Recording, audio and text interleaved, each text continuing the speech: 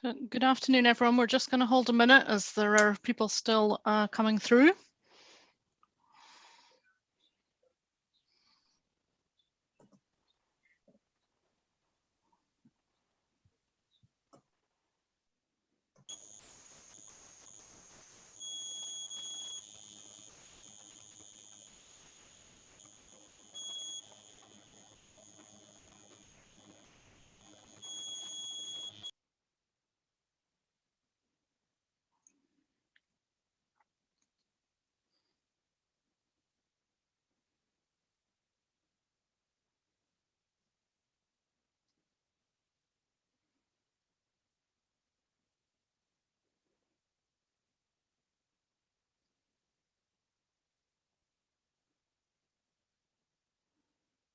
Okay, looks like we're settling, so let's make a start.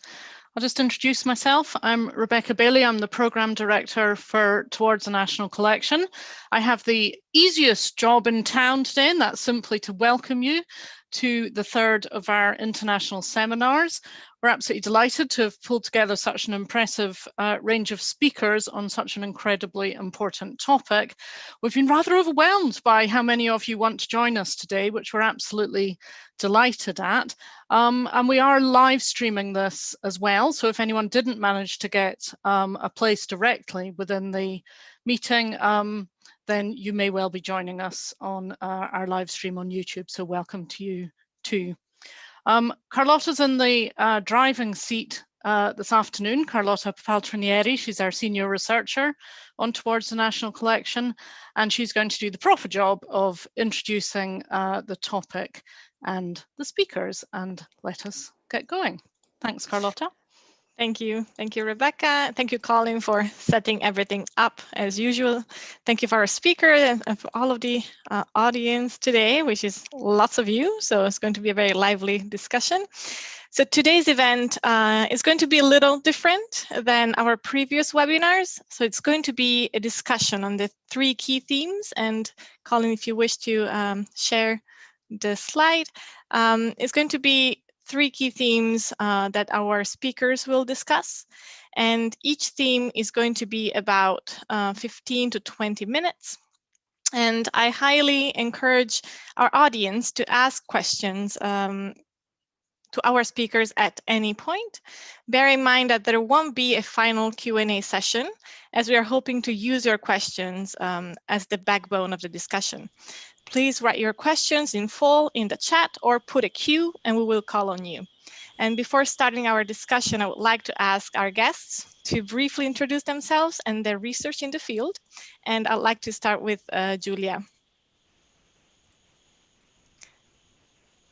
Thank you very much, and thank you for inviting me today. So I'll be sharing the screen with you, but I need to be authorized to do so. In that, yes, thank you. So I will be very quick, but I prepare a few slides so it's easier for you to follow. So just sorry, it takes some time to. Yes, okay. So yeah. I'm here today to speak also on behalf of this broad project I work with, which is... Sorry, Julia, we're not seeing it on full screen. You need to switch your screens if you're operating 2 screens. Somebody, Carlotta, can you read at the top which of those it is that she needs to click on? I cannot, well, because I think we were seeing your speaker notes. Yeah. I do it all the time, and there's a function at the top that just says switch my screens, but I can't tell you what that is. I can share if you I see. I got it. Yes, okay. I think is that all right now? You're not sharing at the moment. So hold on, but I understood what you meant, so I think I was able now to switch. Yep. Okay, can you confirm you are seeing this now? We're still seeing the speaker view. I've got your PowerPoint. I can share it if that's Thank you. That would be helpful. You know, I work on 2 screens because otherwise I wouldn't be writing anything if I use just the small computer. But I think that would be easier if you share the slides. That's a good thing I sent it to you earlier today. Thank you very much. So Thanks, Julia. Thank you. I begin now. So I'm here today also representing Recreating Europe, which is the EU-funded project that really focuses on digitization and the impact of copyright law in particular, and open policies in the practices of digitization undertaken by different stakeholders. This project, in fact, you can move on with the slides. This project is a project of a big consortium. We have 10 different partners who are located in 8 different places in Europe. And it's very diverse and multidisciplinary because it involves researchers that have expertise in different fields. So not only in intellectual property law, but also in media studies, in history, in policy studies, in geography, and much more. So we are really eager to tackle this issue of digitization from different perspectives. And in particular, you can go on emphasizing the role of the stakeholders. So I'm very glad that the first theme we're going to discuss today is really focusing on stakeholders, because we believe it's very important to look at these issues from their specific perspective. We have different working packages, and we have 2 of them who are horizontal, in a sense that they go across the different working packages. And then we have 5 specific based on different stakeholders working packages. I work mainly on working package 5, which is on cultural heritage institutions. And we run different activities, and of course we have a lot of many objectives, but I would perhaps put the emphasis on this particular objective. We really want to promote a rebalance copyright and intellectual property framework. I know it sounds like a myth, but we believe that this is something we can really do, especially if we work closely with our stakeholders. Rebalance copyright and intellectual property law framework means a framework that is accessible, but a framework that really allows even the reuse of the resources that are digitized. You can go on. Thank you. So we undertake different activities, and I would like to linger on some of them while we discuss the topics of today, because I'm happy to share with you the preliminary results, in particular of our survey, which is the survey we run very recently on the impact of copyright law in digitization practices undertaken by galleries, libraries, archives, museums, and more generally by cultural institutions. I think that that's mainly what we do in Recreating Europe. I know that I have to stick to 5 minutes, so I really hope that I will, from time to time, guide you through all the activities that we do within this project. Thank you, Julia. That was perfect. Melissa, would you like to go next? Yes, thanks. Thanks so much for inviting me. So let me try to share my screen. Can everyone see it? Very good. Yes. Okay, so I'm Melissa Gold-Fournier, and I'm head of imaging and intellectual property at the Yale Center for British Art, where I've worked since 1998, beginning in registration and collections management, and then transitioning our traditional photography operations to digital by about 2008. The center is one of several museums at Yale University. Presented to Yale by Paul Mellon, the center houses the largest and most comprehensive collection of British art outside of the United Kingdom. The collection of paintings, sculpture, drawings, prints, rare books, and manuscripts reflects the development of British art, life, and thought from the Elizabethan period onward. Our holdings in paintings and sculpture consist of over 2,000 paintings and 250 sculpture, prints and drawings, 20,000 drawings and watercolors, 35,000 prints, and 3,000 photographs, while our rare books and manuscripts collection numbers over 35,000 objects, including works that are neither book nor manuscripts, such as globes, models, games, and artist tools. The center is free and open to all. and free and open to all, not only physically, but perhaps more important now than ever, digitally. And today I'll just give you a brief overview of how we started with open access, what open access has enabled for us, and where we are now, where we see ourselves going in the future.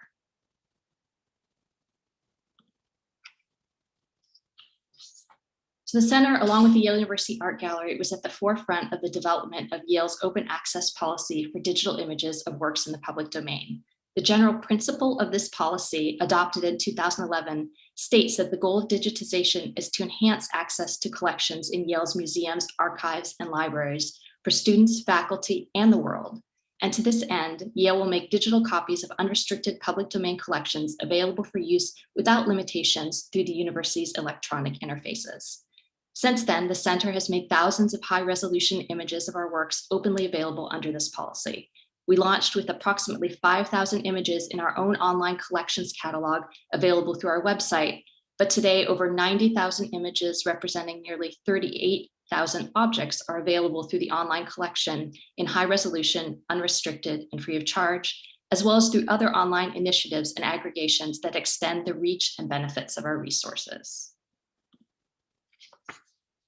So the center is committed to using technology to make our collections as widely accessible as possible.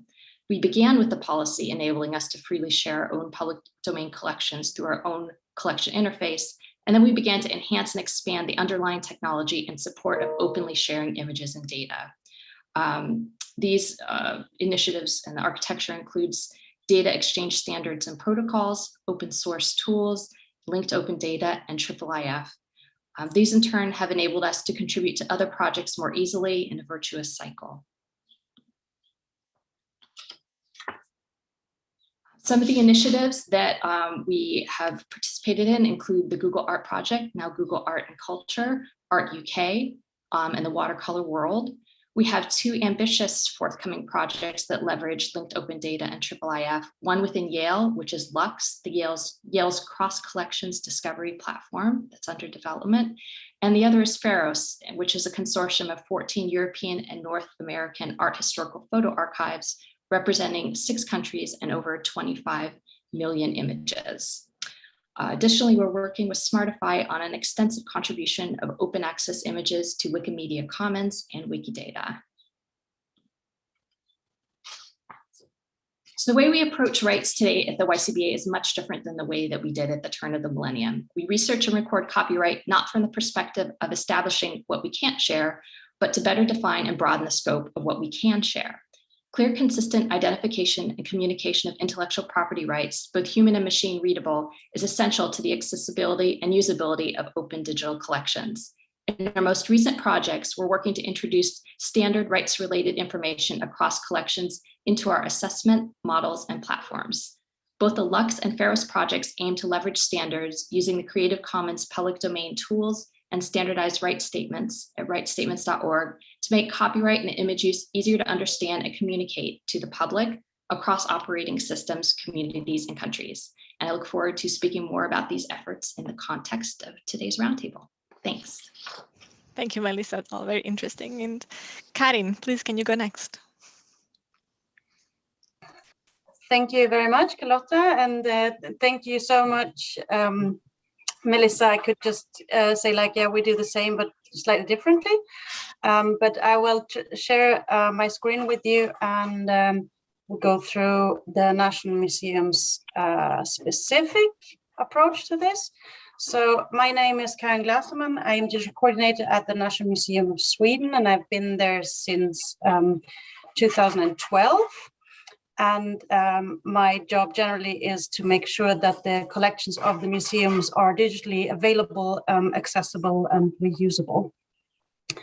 So who are we? The Swedish National Museum is Sweden's Museum of Art and Design. So we are not an encyclopedic museum, but a fine art museum only, founded in 1866. We host a growing collection of 700,000 works of art, paintings, sculptures, paints and drawings, applied art and design. And I used to make a point, of that we were closed for renovation since 2013, and that the closed museum situation made us pay more attention to the digital. But of course now with the COVID crisis, this has been true for a lot of museums. So you see here that we reopened in October 2018, only to close again in March 2020, and then we closed again in November 2020 and have only reopened last month. Okay, so what reuse possibilities do our users have? National Museum launched a new image policy in 2016, which put all productions of two-dimensional works of art into the public domain, which meant that all available images of paintings and art and paper were where the original artwork already was in the public domain were provided as IIIF resources in the online collection. And just like the Yale Center for British Art, we started with a smaller amount of artworks, but now we're up to 70,000 artworks that are placed in where the digital reproductions are placed in the public domain, and where the digital resources are actually available as IIIF resources. And something that was far more impactful project for us was that we simultaneously to applying this new image policy, we had a collaboration with Wikimedia Sweden, where we put 3,000 images of high resolution images of art into Wikimedia Commons. And this had a tremendous effect. So you see that our images are used as images in different Wikipedia articles, both Danish, English, French, or Italian articles, and they are articles that range from biographic articles for famous person to art historical articles to totally different articles, such as my favorite example is the French article about what is a fox, is actually illustrated by a painting from the National Museum of Sweden's collections. So in the first week of being online, our images on Wikimedia Commons were used in more than 100 articles.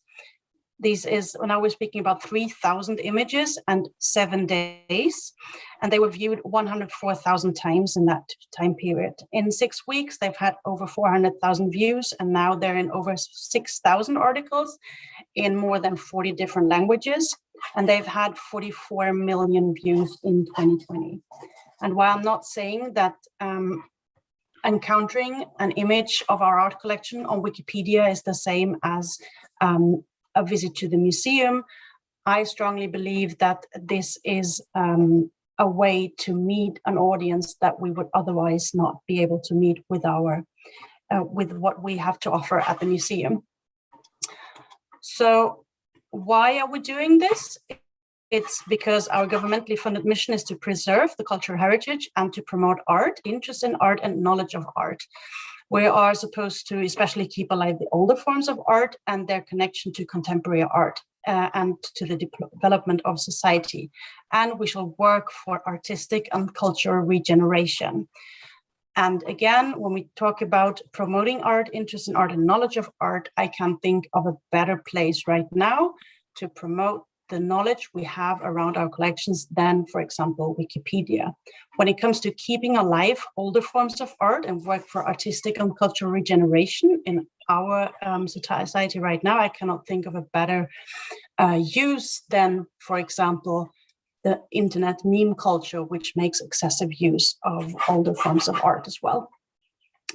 So just to finish my very quick presentation, what I believe why we need open licenses is because the collections and our knowledge around those collections needs to be where the users are. We cannot expect the users to find our institutions and our digital channels, but we have to use the digital channels that are out there where the users encounter our collections in a natural way.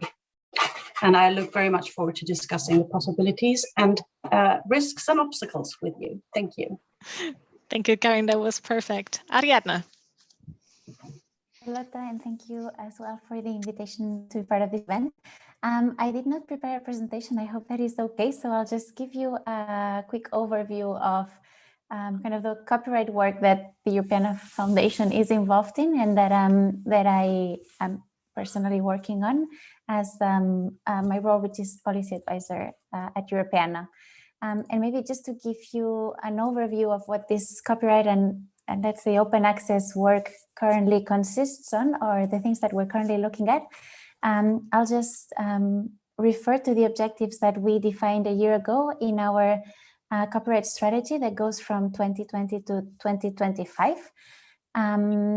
And it's organized around 3 big objectives. So most of the work that we are currently developing around the area of copyright and open access relates to one of these 3 objectives. I'll post the link in a moment. Actually, let me just post it now. And so the first main objective is to follow evolving policy frameworks and practice. And as part of this objective, we want to see a cultural heritage sector that understands policy changes and their impact, as well as evolving practices. And we want this sector to feel empowered to participate and in public debates and influence these policy changes in order to take advantage of new possibilities and to be able to address challenges that arise. Europeana and the sector also need to stay flexible, informed, and engaged. So as part of this objective, for instance, we think it's clearly very important to engage with the developments around the copyright in the Digital Single Market Directive. So that would be one example, and understand how the new opportunities that this type of policy changes bring to the sector can have a positive impact. So if there are articles on text and data mining, then following these evolving policy frameworks and practices means understanding to what extent that means or represents an improvement for digital humanities to be able to rely on these techniques to analyze more extensively and efficiently digital cultural heritage, for instance. So a second objective would be reaching a higher quality of rights information, and that one is very particular to the work that we do. At Europeana, at the moment, we display over 50 million items of digitized cultural heritage, some of which is reusable, and each of these items has associated some copyright information through a set of standards that we rely on, such as rights statements that was mentioned just before. So we also saw that these pieces of information are often incorrectly used, sometimes because of a lack of understanding on how to apply them, sometimes because rights want to be claimed where they no longer exist. And so one of our objectives that we'll be working towards in these coming years, let's say, is reaching better rights information online. As part of this, we'll also be exploring whether there's other types of information that needs to be embedded. So this is I was talking very strictly about rights, but maybe there's other considerations that cultural heritage professionals might want to communicate to the end user through standards. So we'll also be looking into that. And the third and a very prominent objective for us is to build copyright capacity together with many other organizations. And that is something that we do to a very large extent through the Europeana Network Association and its copyright community. Some of the speakers are members of this group, and they're doing some great work to make this move forward. But generally, we want the cultural heritage sector to be better prepared to make adequate copyright decisions, but also other legal and ethical decisions. In the end, that is essential if we want this digital cultural heritage to be available and reusable ethically. So we'll be working to create materials, training, etc., and connecting to other organizations to highlight opportunities around this.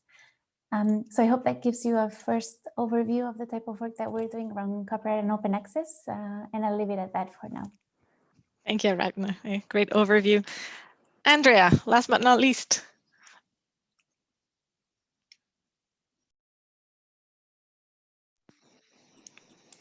Great. Okay. Sorry, I was doing the share screen, too many windows up at the same time. So I'm Andrea Wallace. I'm a senior lecturer in law at the University of Exeter in the law school. I'm also a researcher with the Schooley Center, which is the Center for Science, Culture, and the Law at the University of Exeter. And my research focuses on how cultural institutions and organizations around the world and under different copyright jurisdictions make their collections available online. So that involves aspects of copyright, the public domain, digitization, decolonization, and everything within that orbit. I'm particularly interested in how we reduce risk and improve legal certainty in this area, and approaching that from a user perspective, especially in terms of how we set relevant standards and define terms and how we use those, because there's a lot of stuff that cannot be made open, and for very good reasons. So approaching it from the user perspective is a type of lens that helps us kind of work backwards, not only reducing risk for users, but also for institutions, and thinking through what's appropriate to be digitized, made available online, and under what reuse parameters, because copyright is not the answer for everything. Some of the work that I do with Douglas McCarthy of Europeana, I manage the Open GLAM survey, which is a giant Google sheet. I'll drop some links in the chat afterward in a moment. But it tracks global instances of open access practice and policy among heritage institutions, which we refer to, of course, as GLAM, galleries, libraries, archives, and museums, even though this sheet actually captures so much more than that. Local councils, community archives, really any sort of cultural materials that are made available online, even universities, those sorts of things. A couple of my ongoing projects, so this is where I will share the screen. There we go.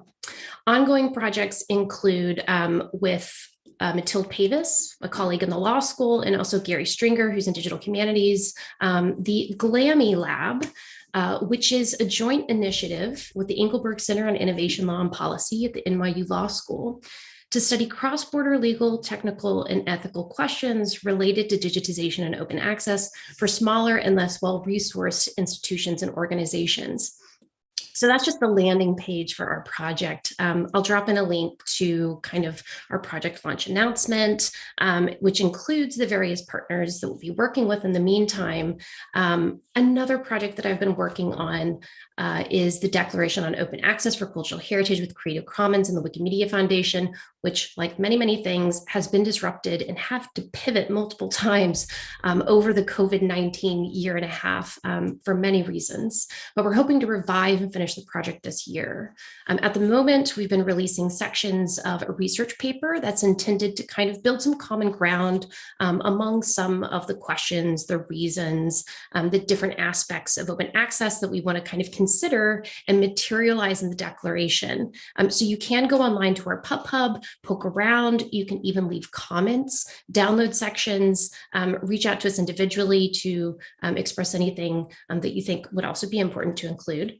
And then lastly, I'm going to be doing some research with the Towards a National Collection project to think about what open access looks like in the United Kingdom, and really looking at the current climate, the current status of open access in the UK, how that's understood, and how it might shape, facilitate, or impede reuse of digital heritage media as envisioned by the project, and particularly from a user perspective.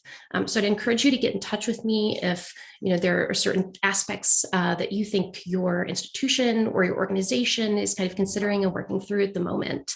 And now I'll pass it back to Carlotta, and I'll drop the links in the chat for some of the things that I mentioned.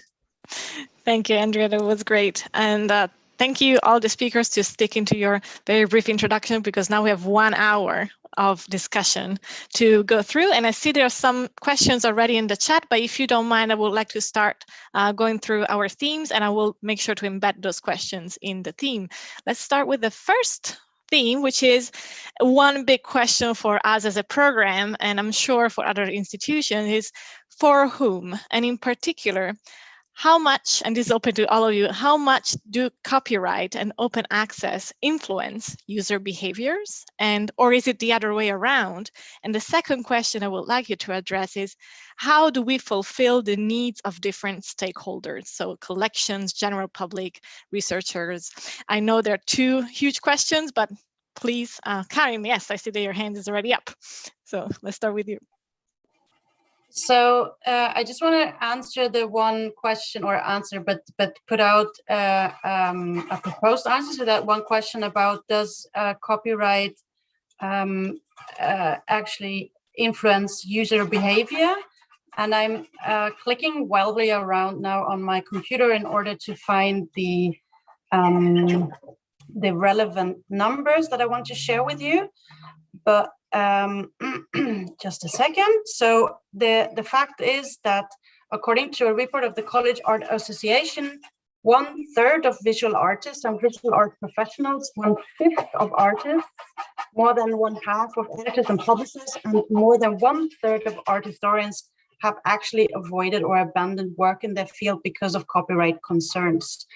And I think this is, the report is from 2015, I think, and I don't have any more accurate numbers for today, but I don't think it has become less.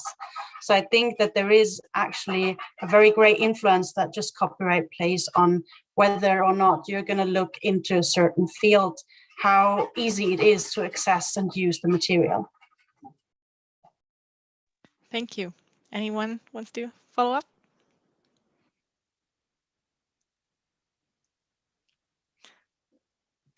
Carlotta? Yes. May I jump right on this, because I was analyzing the results of our questionnaire, and I was actually very impressed by the fact that the majority of our respondents to the questionnaire about the impact of copyright on digitization practice says that copyright is not really the issue. And this really surprised me a lot, because we were basing all our analysis on the different assumption that copyright law was so determinant, in a sense that it was really impeding organization to conduct their activities in terms of digitization. But this again really surprised me, that almost the majority of them thought that copyright is not really the issue, while other obstacles prevail, such as financial obstacles and technical obstacles. Of course, this kind of analysis has to be put in this way, that depends on the dimension of the organization. And looking more critically to the results of our survey, we saw that very medium size or large organization consider copyright not to be really an issue, while very small and content-specific organization thought copyright to be a greater issue.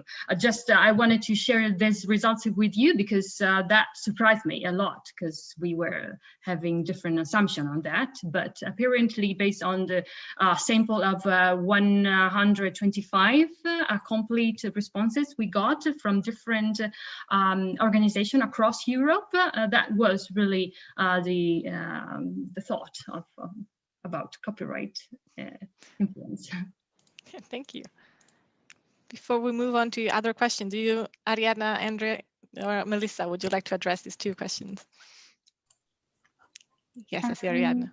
Yeah, okay. I was thinking that what Karin and Julia were sharing is really interesting. It also surprises me a little bit, but yeah, I'd be interested to see like how the rest of the analysis of the results go, and whether, I wonder if the ones who say copyright is not so critical is because they don't necessarily, they're not so much aware of the actual challenges, because that's also something that actually, if I can interrupt you, they provided the answer, and they say that mainly it's because they can rely on legal advice in-house primarily, so they perceive copyright not to be so much an issue, because they think that in case of controversy they can still seek help from the legal advisor. This was one of the explanations.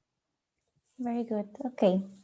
So then I wanted to focus mostly on the second question on, like Carlotta, you were asking how to kind of satisfy the needs of the different stakeholders, from the general public to a researcher or collections managers. And maybe for that, I would go back to, so Andrea was referring to the user and like going back to what is it actually that in the end we want to fulfill. And Karin, for instance, was sharing the mission. And I would like to think that if you take it to that abstract level, all stakeholders would kind of agree. So if the impact is to have sort of the impact that Karin was explaining for the National Museum, I don't think there would be disagreement. And then, so I would always take it back to the very essential impact that one wants to achieve. And from there, try to agree on an approach or a policy that serves that particular objective. And I think then all stakeholders should kind of be happy. It's, in the end, in practice, it might not be that easy to apply, but I think, well, like keeping the abstract level or the objectives level always in mind might help to make decisions that are convenient to all stakeholders. Thank you. Melissa. Oh, go ahead, Melissa. Right, Andrea. Yeah, I would say with the question of for whom, it's for our audiences as well as for ourselves. You know, for decades, I think the issue of the cost of imaging and permissions for researchers and scholars was an issue, and our museum was very interested in how we could be a part of helping to solve that. Some 85% of our collection are works in the public domain, and so when there was a culture of permissions, as you can imagine, we actually spent quite a lot of time administrating permissions for these public domain images, and now we can put that effort toward actually researching and imaging our collections to kind of put more out there to help our audiences. So really, it's helped our audience in terms of reducing the costs and the barriers and all sorts of things, but it's also helped us in terms of our mission and being able to do more and do more useful things. Andrea. Yeah, no, I mean, I think Melissa just made a really good point, and I'd actually, I think, answer this backwards. When we think about for whom, right? So how to fulfill the needs of the different stakeholders, thinking about casting as wide as a net as possible, and even just kind of saying, you know what, we can't even perceive who these stakeholders are at this point because of the digital aspects of things, because of the various ways that people are using collections, whether that's in the commercial sector, whether that's someone sitting somewhere far away that we never find out about. So when we create these kind of terms and definitions and distinctions like researchers or educational use and design for that, it excludes a lot of the organic and wonderful natural creative outcomes that could potentially happen. But it has a huge benefit, again, going back to what Melissa just said, for all of those kind of administrative things that would happen around that for the institution as well. And so when we think about who stakeholders are, like everyone's a stakeholder, and every potential reuse of the types of media that are being created. And that's important to think about also for things that shouldn't be made available open access. But then how much do copyright and open access influence user behaviors? There's a few different interesting tensions here. One is that users really look for the fact that something's open because they're aware of the risk, and they move to places where there's material made available that they know they can use without risk and for whatever purpose. But at the same time, there's not as much of an understanding around copyright. Copyright's incredibly opaque, and even the amount of labor required to prepare collections for online display and digitization. So I think this also comes down to a lot of transparency and even just like explanations around what's important to discuss here so that there's a bit more of a holistic understanding of what goes into this. Thank you. Before moving back to Karin, I would like Sabrina Orr, if you'd like to ask your question yourself, would you want me to read it out loud? I'm okay to answer or to ask it myself. I work at a museum in Canada with immigration, and we don't have anyone on staff who's knowledgeable in copyright or open access. A lot of us just sort of look stuff up when we can, but I was wondering if any of you had an idea of where a good place would be to start, because we want to make sure that we're following the proper rules and laws. And I recognize Canadian laws are different than European laws, but just maybe a general idea of where to start. And I just wanted to add on that, like, our collection is a lot of people's personal information, things like passports and birth certificates. So that would be different, I would think, in copyright laws. So if anyone has any ideas or suggestions, I'd be very happy to hear them. Karin, do you also have an answer to this? Do you want to? No, that's what I feared, really. I mean, you're very welcome to check on the European copyright community sites, where we have listed a lot of tools that can guide all sorts of decision making around copyright and marking up collections. I don't know, Ariadne, you maybe want to post the link to the tools set in the chat as well. And just when it comes to the personal information, I guess I'm really not the person to answer that, because as somebody else pointed out, when you have collections, just like the Yale Center for British Art, a lot of our collections are in the public domain already, and that makes the whole discussion a lot easier for us. Andrea, would you like to jump in? I see your hand is up. Yeah, so sorry, well, I'll go on, Andrea. Okay, so just to, quickly respond, because I think there's two things there. One is the question of copyright, and it depends on what sort of information you're looking for. There's a ton of tools that are out there, one of which is, I just dropped in, a resource that's called Copyright 101 that was written by Ronan Deasley, which kind of provides a very wide scoping approach for understanding copyright as it kind of intersects with both material and digital cultural heritage and collections management. But there are other types of very more straightforward tools, some of which maybe Ariadne will share, that kind of get to the heart of whether copyright exists, how to find that out. And those would be the types of things that would be very important to look to Canadian law for. The second question is not related to copyright at all. And I often think that's probably the more interesting one, because copyright is often used as, oh, well, if we claim copyright in it, it protects this material.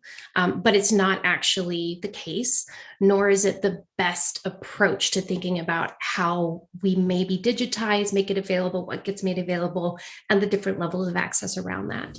And that is a minefield. So it would definitely be, I think, very, again, jurisdiction specific with Canadian law around data protection, the types of communities and individuals that are represented. And I can drop some links into the chat of other organizations that are looking at these questions. Thank you, Andrea. And there's many other questions in the chat, but I think that, again, connected to this idea of the users and the stakeholders, it's really important that we talk about licensing and inclusivity and how to use copyright licensing and open access to actually enable access to our collection. So I would like to start this second part of theme one with a question by Rosina. I don't know if they want to ask the question, or I can ask the question. So how do you deal with copyright for sensitive culture images and derivatives? And in general, how do you deal with these important issues while handling copyright?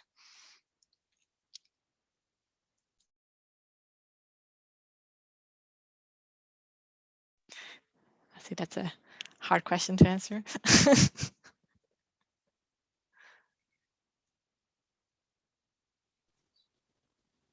It's a fantastic question, one that we're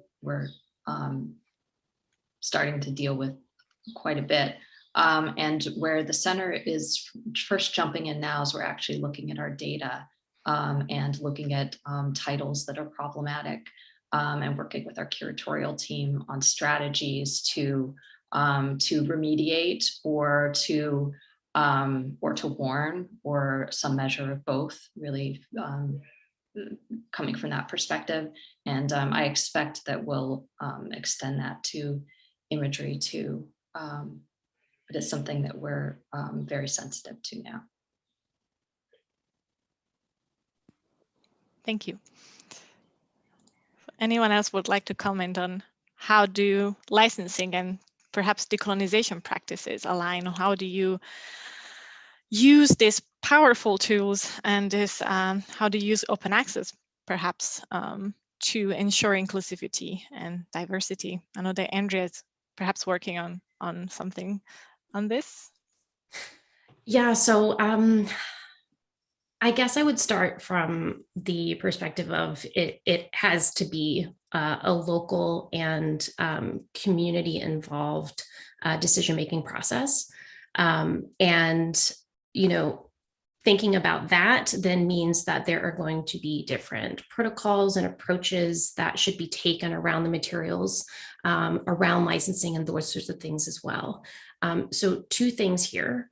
First, copyright is a colonial invention. It's something that was created in the United Kingdom. It has spread through international and multilateral treaties. Even the standards have been integrated into international trade measures that then transplantation, all of these things create a global kind of copyright authorizing approach that takes a very binary look at something is either in copyright or it's in the public domain.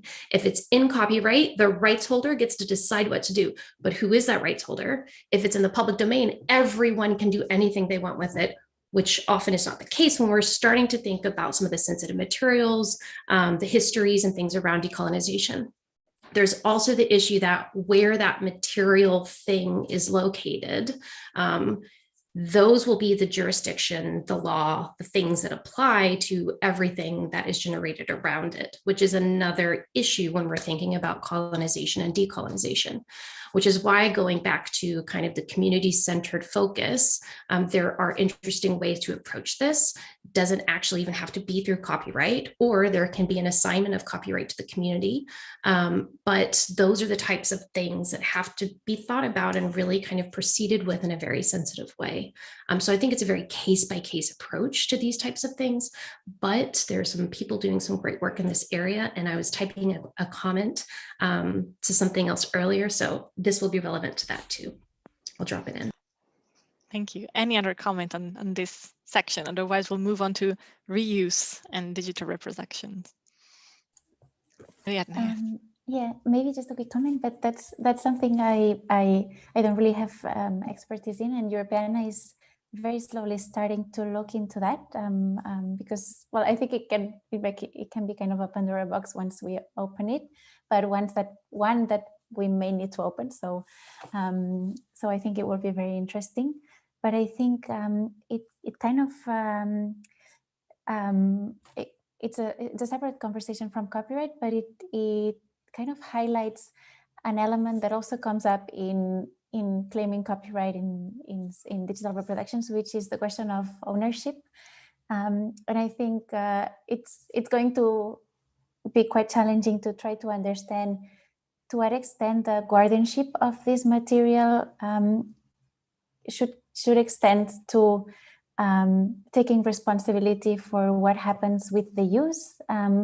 So I think a lot of conversation should be around this, and what is the duty of the cultural heritage institution towards the user that is, and towards the actual heritage that doesn't really belong, nor like it doesn't belong morally to the institution or from the perspective of rights. So I think that's going to be a very interesting conversation for which I don't really have an answer yet. Well, we're glad to know that it's a topic that is about to be addressed by Europeana as well. I would like to move on to the second theme, which is the reuse of data in digital reproductions. And before starting with my own questions, I would like to ask Naomi Korn, if you'd like to open your mic and ask. You had 2 questions, I think. If you'd like to do that, or I can do it for you. Hi, I'm here. Thank you. Can you hear me okay? Yes. Well, first of all, thank you so much for such an interesting afternoon, and to the brilliant speakers. It's been so interesting hearing about your projects and the work that you are doing and also you're anticipating. My 2 questions. My first question is advice for UK cultural heritage organisations. If we're working towards a national collection, a big issue for us are orphan works.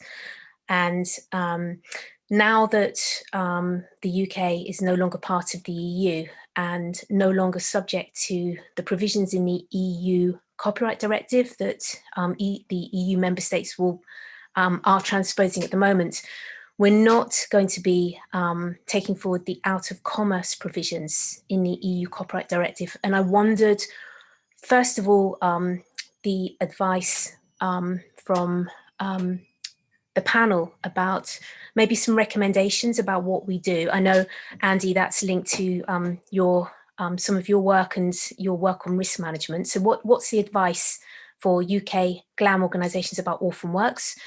And my second question is about a lot of the works that are being digitised or planned for digitisation will be in copyright works. And I know this question has been covered up to a point, but there are fairly substantive copyright issues associated with these works, and also privacy issues as well.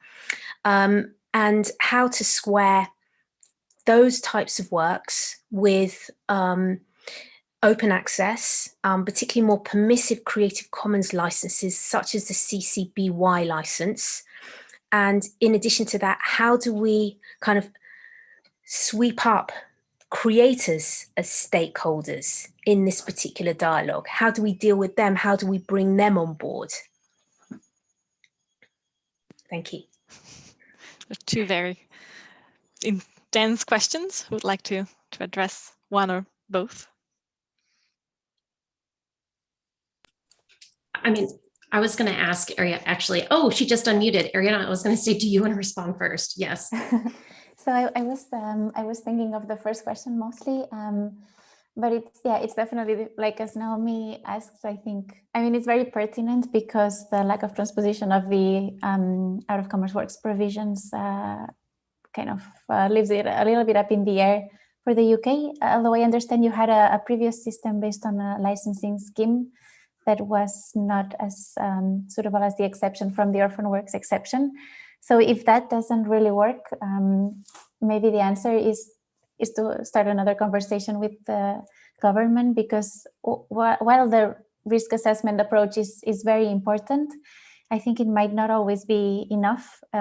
So you need to have a kind of safeguard foreseen in the law to actually mass digitize and make all this content available online. Otherwise, it's always, I mean, it's necessary to deal with risk, but having this constant risk for something that copyright did not necessarily intend to hide from the public is kind of absurd. So I hope there will be a further solution foreseen in law, but at the moment it's true that it's a kind of limbo. So Naomi is commenting on that. The government is not planning to do anything. Okay, that's yeah.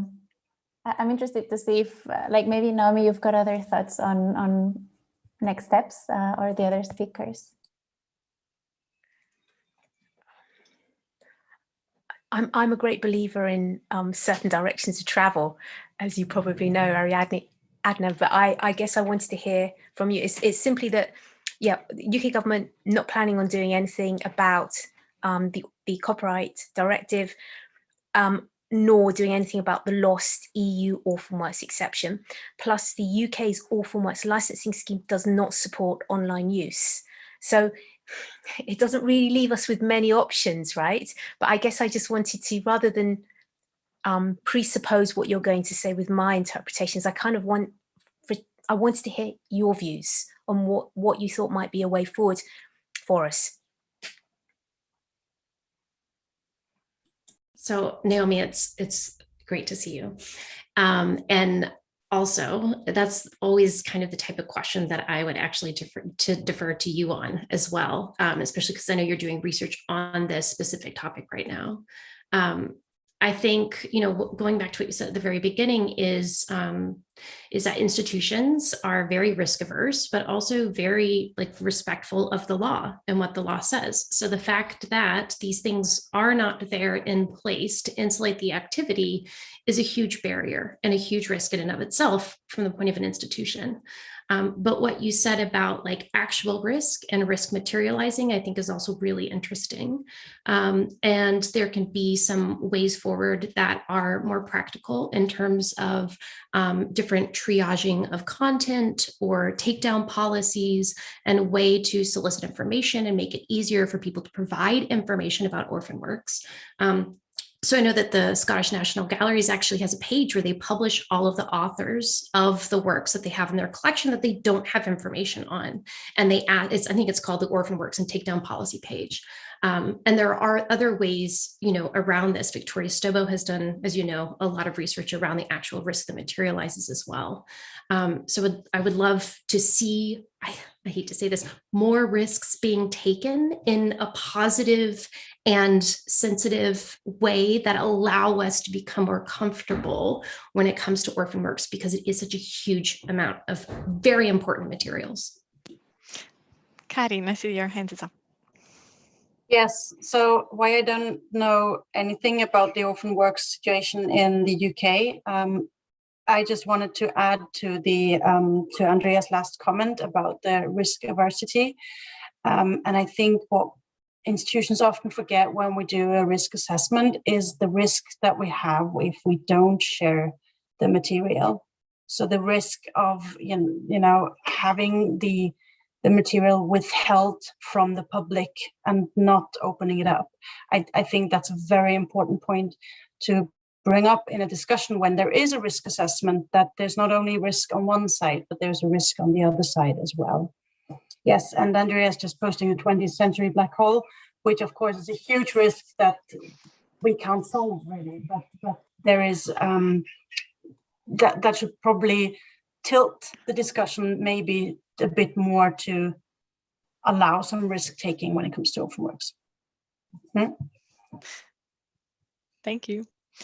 Speaking of, oh yes, Julia. May I say something about this?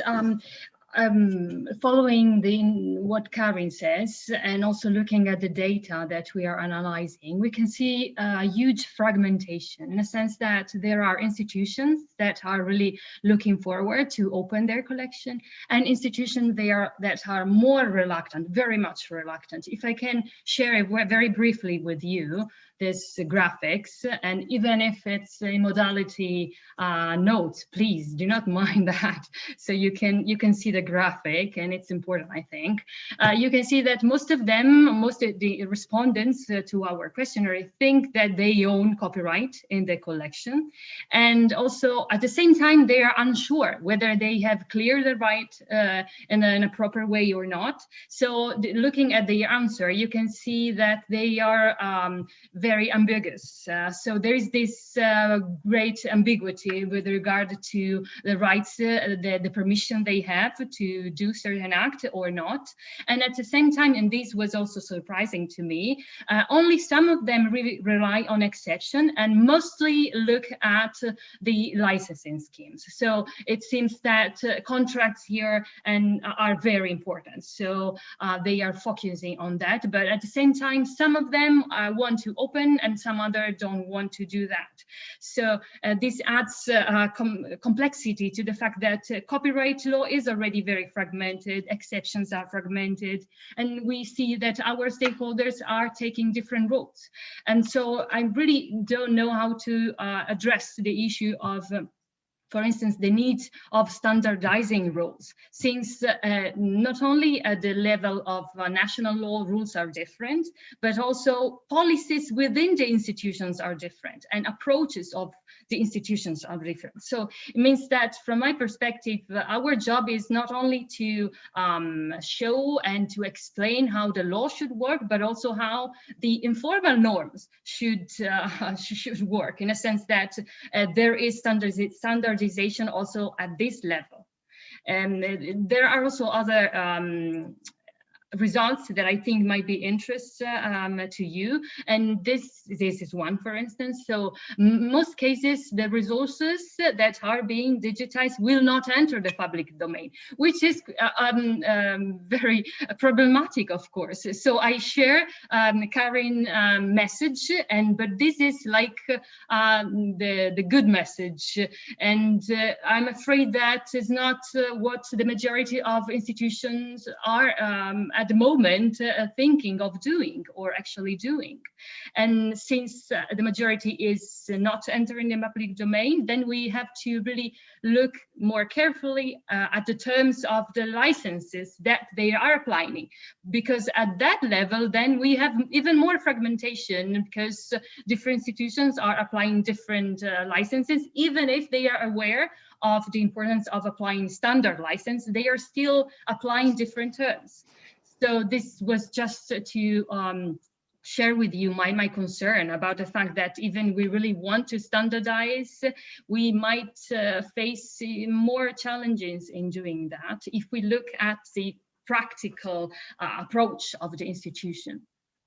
Thank you, Julia. That was great, these graphs. Melissa, I see your hand is up.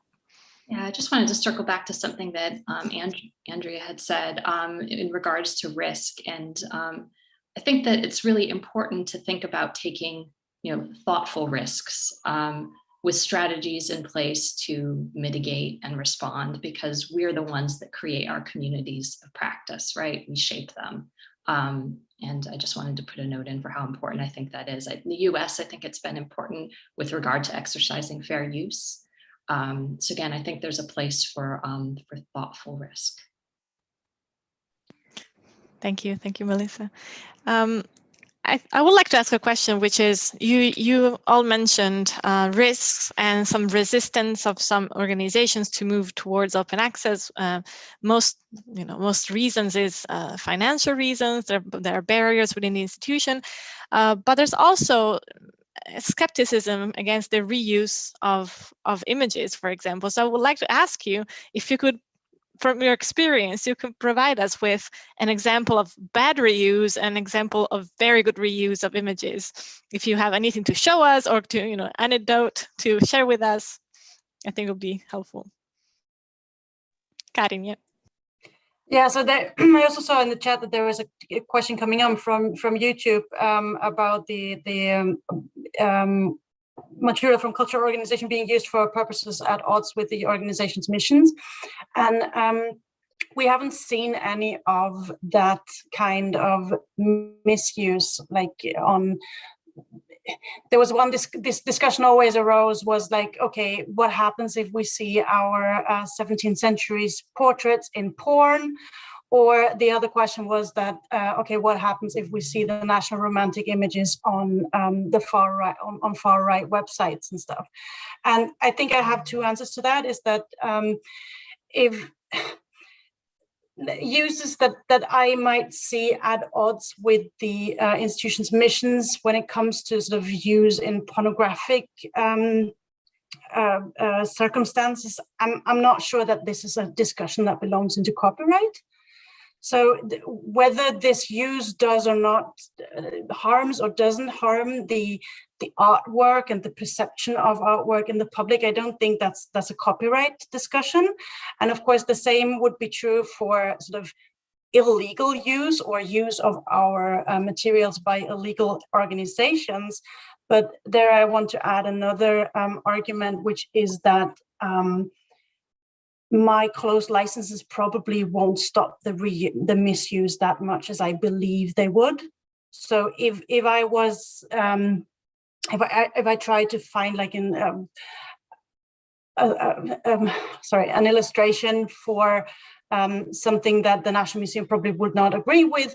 I'm not sure whether a copyright sign on my photography will stop this person in using it like that. Yeah, thank you. Andrea, would you like to add to it? Muted. There should really be the lower hand and unmute button. Zoom, if you're listening. So I would agree with everything that Karen just said. And I would also say there's, I think, two kind of major underlying things here. One is, as Allison has pointed out in the chat, the issue with moral rights and respect to the creator. And, you know, some jurisdictions recognize moral rights, some don't, but that's still an ethical question. Part of that is a very kind of ethical question, because often who's going to be coming forward to enforce moral rights in that instance, right? Number two is about the reputational damage to the institution. And I think that is something that a lot of people are grappling with for very good reasons.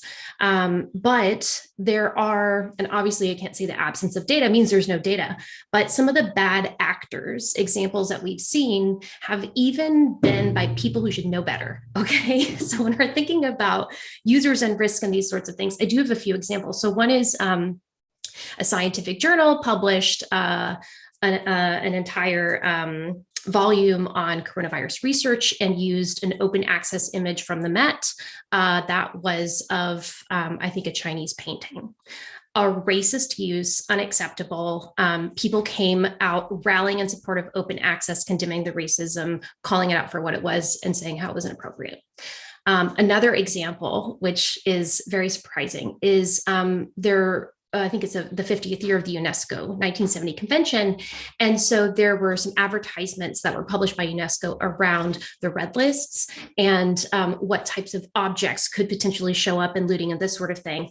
Again, used open access, high resolution images of objects from the Met within these kind of displays of things in people's home, and kind of the insinuation that looting could be anywhere, but actual objects that have provenance that are, you know, important to not cloud, that exist at the Met. And again, people came out on behalf and were kind of calling out the irony of this. And then another one, which also relates to NFTs, is the Global Art Museum's fiasco, which maybe some of you were personally involved in, where there is an individual in another area of the world who created on OpenSea an account called the Global Art Museums and was downloading high resolution images, minting them, and then selling them with the promise that profits would go back to the institutions, while not contacting the institutions themselves and engaging in rampant trademark infringement, consumer fraud, things that aren't even related to copyright, because all of these images were open, right? So I think this also goes back to what Karen says around copyright. Copyright will not necessarily protect, you know, against these sorts of things. We will always find bad actors examples, but they will never outweigh the overwhelming examples we have of good actors. Thank you. Those are excellent examples. Melissa, do you have any example from the Yale British Center? Anything that's been used improperly or as an excellent use of your images? I think what I can say is that I think the fears have not materialized. I think there was this example that was used for years and years in the museum world of the shower curtain. It just seemed to be the thing that everybody was horrified of, that their image of their iconic work would end up on a shower curtain. And I really can't say that we've had. Yeah, I guess I'm grateful to be able to say that I can't point to any egregious examples right now. And I think largely it's been nice to see the good examples. Well, it's nice to hear they had a good experience with this. Karin.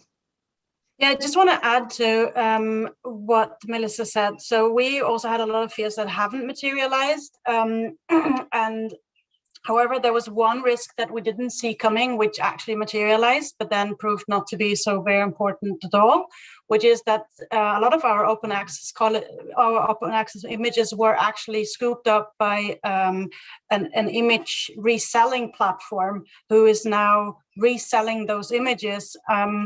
And there's a very unclear statement on those platforms whether or not that is in collaboration with us. So it's especially, the wording is held so cloudy that you do not understand what this person or the organization is actually aiming at.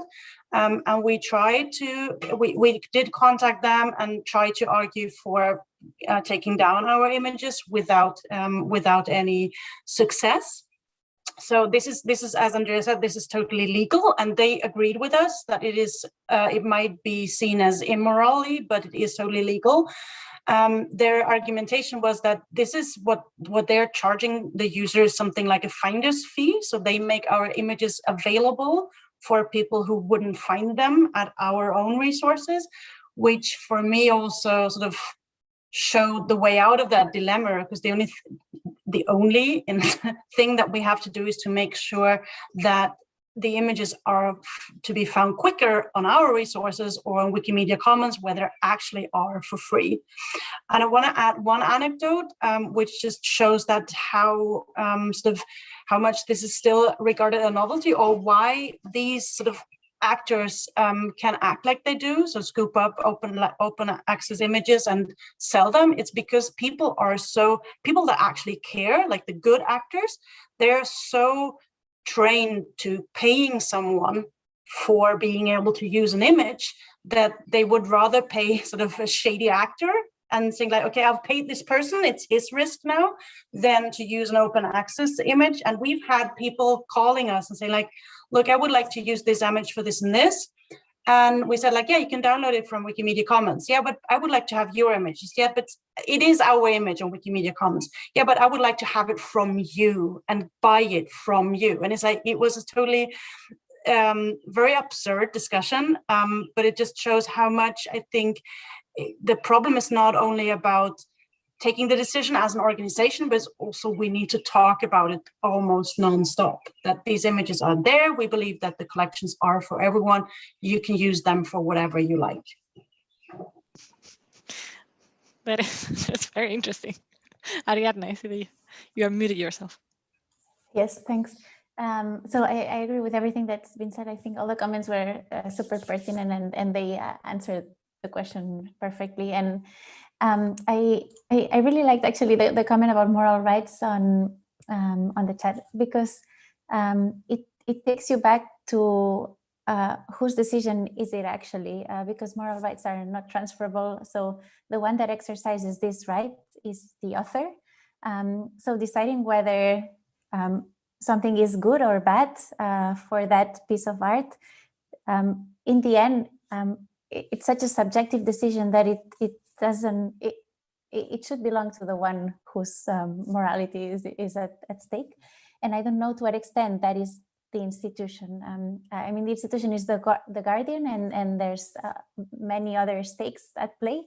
But ultimately, that decision of what is good or what is bad doesn't necessarily, or like if the work is in the public domain, deciding to limit its use to others who are as relevant stakeholders as everyone else. It doesn't make sense that it would have to belong to someone that is not the author. I mean, the author wouldn't no longer be there, of course, if the work is in the public domain. But I think, well, the question of ownership here is, and to what extent the institution intervenes, is also quite important. And maybe to highlight one good example, and that comes from, because as Andrea was saying, I think the good examples definitely outweigh the bad examples. They're maybe sometimes less visible. But I was just at a presentation from a colleague of mine who has been organizing the Give It Up competition for the last couple of years. And she just shared a number, which I think is really impressive, and which is only possible to reach because the material was labeled as being in the public domain, which is that from 2017, the gifts that have been curated by European and its partner organizations in this competition have reached 1 billion users. And I double checked that it was a B and not an M. It was, I think it's really impressive, an impressive number, and that is only possible because of the legal certainty that is given to the user. And I think it benefits the institution just as much because it is always tracked back to who has curated this material. Thank you, Ariadna. Karin and Julia, I see that both of you have your hands up. Can you be very brief so that we can move on to the third theme? Thank you. Please, Karin, go ahead. Yeah, I just wanted, because you said 1 billion, Ariadna, I just wanted to add another fantastic use that I really love, which is the work of Andrei Tarashuk, who's a coder from Colorado, who puts together social media bots who just share images from different art collections. And I noticed that he also recently pointed out to 1 billion impressions that those bots actually, what's the word? Fabricated on Twitter alone, not across all channels. That's also just a wonderful use, I think, of making art accessible. Julia. So very briefly about moral rights. I'm always happy when people talk about moral rights because it's my other research interest. So on moral rights, the problem in Europe is still that they are not harmonized, which means that depending on the jurisdiction, then they might work differently. So if you take into consideration, for instance, Italy, where they are perpetual and they can be exercised by other people other than the author, then the picture is very, very complex. And this is not just the case for Italy, but other countries as well in Europe have the same problem.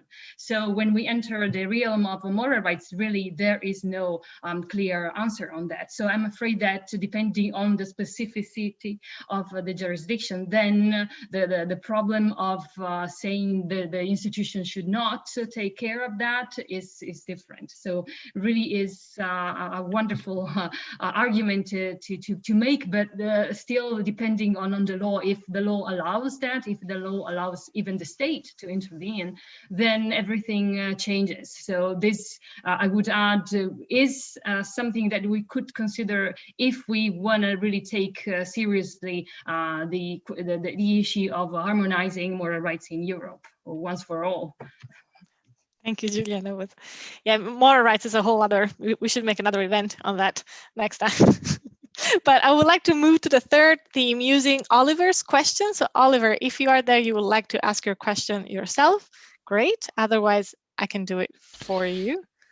Yeah. Hi. Which one do you mean? I posted sorry, the liability of GLAM organization is I think the latest that you asked.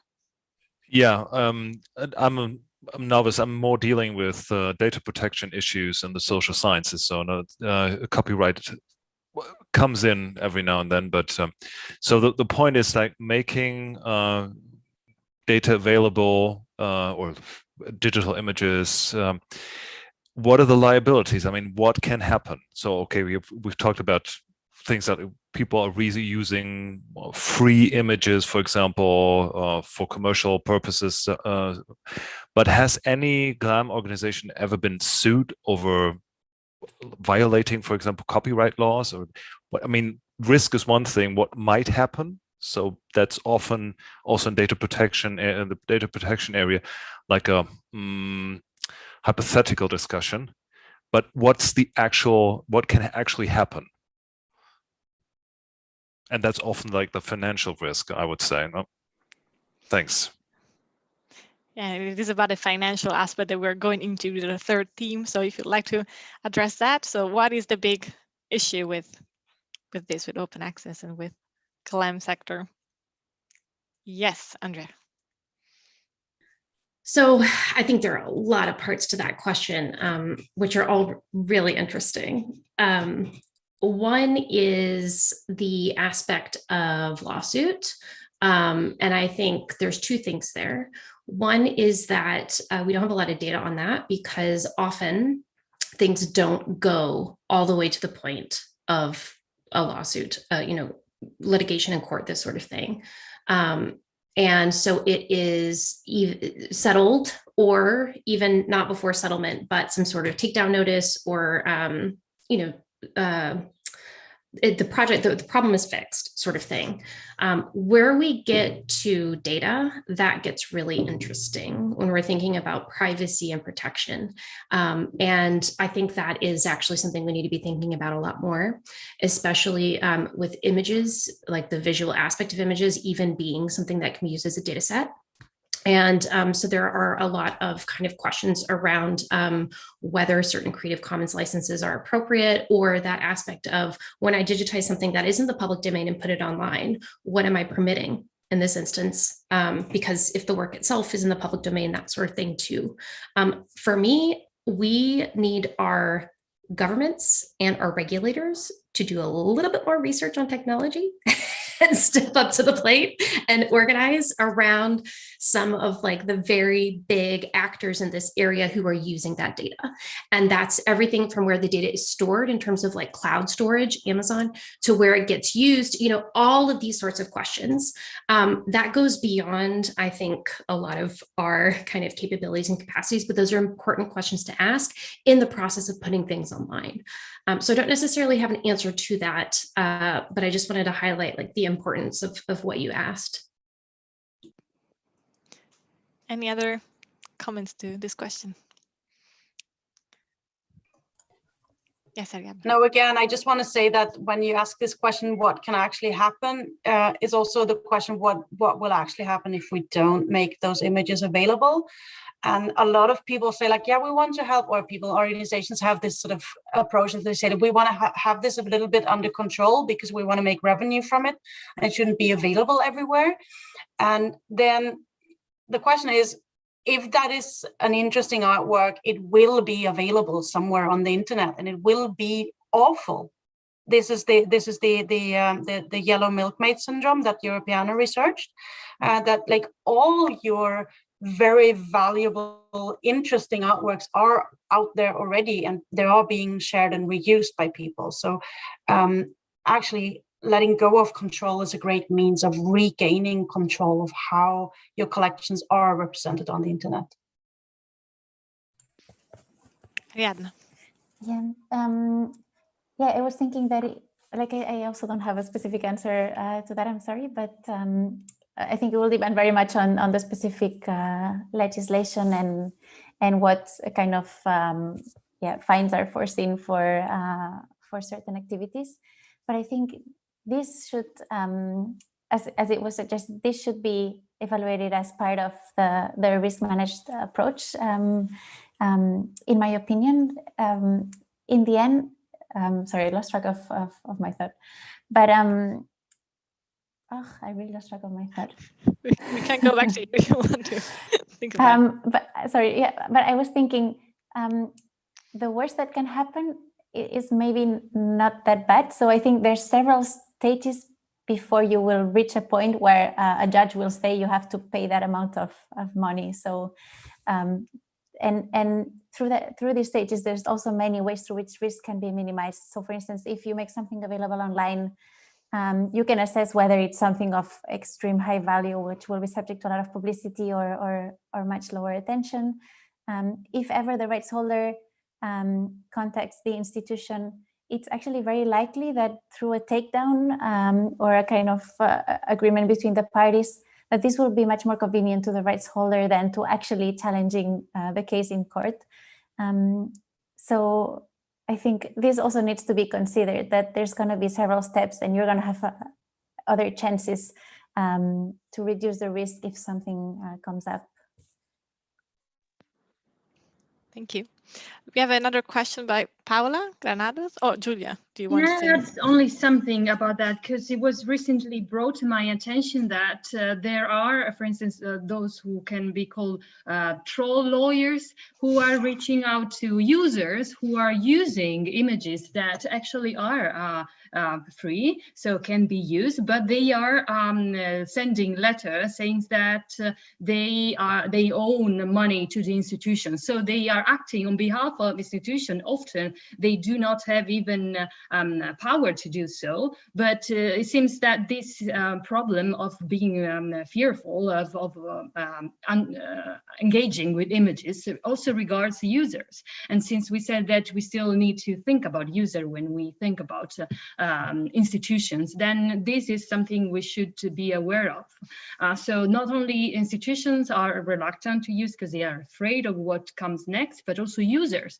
who maybe could use the images, but now are afraid of doing so, especially if the image, for instance, giving this example, does not have enough information on that. And I think this brings us to consider the fact that it's still very important to, let's say, share images and share content with the proper information. And it's something that it's still missing in this big context. So sometimes we know that the certain content or data or image has rights on it, but if we do not disclose, then the problem is still that people who want to use it will not know if they can use it or not, or troll lawyers like this might act and prevent user from using the resources. Thank you, Julia. I see that Andrea already addressed Paula's question. So since we have only 5 minutes left, I wanted to ask a question that might be too philosophical or too general, so feel free to answer to any extent you want. So do you think that, do we need a financial or a cultural change to move towards open access? What do we need? What does the UK, or even in general, what do we need?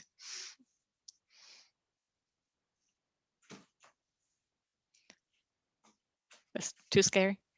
Maybe I think others will have more ideas, but I would say, in kind of a word of hope, that the change is happening. It's just a slow progress, but it is happening and we're moving in that direction. And of course, there's many challenges on the way, and the financial ones are very prominent. But I think the benefits of the impact that you can create by sharing openly are more and more obvious. And so we're definitely moving towards that direction. Andrea. Yes, I mean, this is the flag that I wave everywhere, that governments need to fund the cultural sector better. There has been an increasing cost because of digital that has not been matched. And if anything, funding has been reduced for day-to-day operations, making collections available, operating the website, all of these types of things that I think some people have been mentioning in the chat as well. At the same time, this is a different question than the copyright question. I know that some institutions do bring in some revenue, and that revenue may be important, but we also need to think about how that revenue around claiming copyright in digital collections is actually limited, and it's becoming increasingly challenged as more institutions go open and release their images open access. It also is something that you can only make so much money by licensing the images that you claim copyright in, as opposed to what copyright is supposed to do, which is incentivize new works, new research, all of these new things that potentially generate even more revenue because they're actual innovations and creative works that are meant to go out into the world and be protected by copyright and contribute to cultural welfare. So that would be, I think, my takeaway from that. But always vote for people who fund the cultural sector. Thank you, Andrea. Melissa, what's the situation across the ocean? What do you think? There's a little more acceptance of open access, and is everybody really moving towards open access in the US, or what are your thoughts? Yeah, I think that in the US, we've had a tremendous amount of momentum in the past few years. It's interesting too. I think people, for better or for worse, assume that the Bridgman case is law here, actually, which it's not. But what is great is that I think that by and large, everybody acts in the spirit, or more and more, that we really don't claim copyright in our faithful reproductions of two-dimensional works. Yeah, it's been good to see the momentum move in that direction. But I think, funding is still a question, especially for smaller institutions. And someone commented also, not in the chat, it's not just the expense of digitizing works to make them available, but also actually the overhead and rights determination can be significant. And it would be nice to have more resources for those types of things. Thank you so much. So unless anyone would like to add anything or raise any inspirational final thought, I think we can thank you everyone for staying with us for this entire time. Thank you for our speakers. You've been incredible, and we should have 2 or 3 other events like this. So hopefully we'll keep in touch and we'll explore more issues around copyright and open access.